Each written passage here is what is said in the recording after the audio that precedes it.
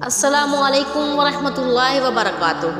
پیارے ناظرین اور خواتین حضرات، آج میں لے کر آئی ہوں جماعت الاولیٰ کی 26، 27 اور 28 تاریخ کا وظیفہ۔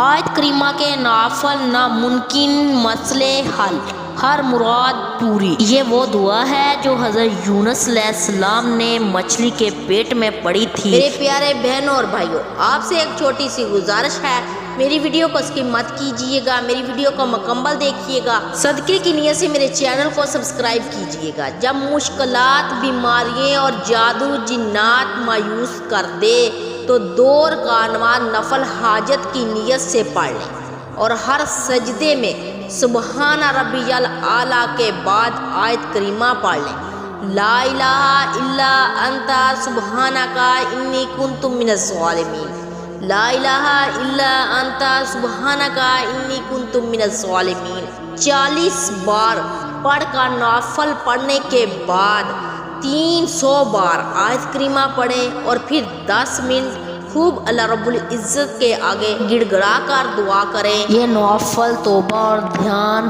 اور بھکاری بن کر پڑھنے ہیں، تو دن میں کم از کم 1 مرتبہ ضرور پڑھ لیا کرو۔ کسی بھی مقصد کے لیے اس عمل کو کر سکتے ہیں، جو بھی آپ کا مقصد ہوگا وہ پورا ہو جائے گا۔ جس مقصد کے لیے کریں گے اس مقصد کی نیت کر لیجئے گا۔ حضرت سعید بن وقاص رضی اللہ تعالیٰ عنہ سے روایت ہے کہ رسول صلی اللہ علیہ وآلہ وسلم نے فرمایا، جب کوئی بندہ مومن اپنی کسی تکلیف اور پریشانی کے موقع پر یہ دعا مانگتا ہے جو حضرت یونس علیہ السلام نے مچھلی کے پیٹ میں مانگی تھی، اللہ تعالیٰ نے اس کی پکار کو مچھلی کے پیٹ میں ہی سن لیا تھا۔ جو شخص یہ دعا پڑھتا ہے اس کو ضرور شرف قبولیت حاصل ہو جاتی ہے۔ میرے پیارے بہنوں اور بھائیوں، میں امید کرتی ہوں کہ میری آج کی ویڈیو آپ کو پسند آئی ہوگی۔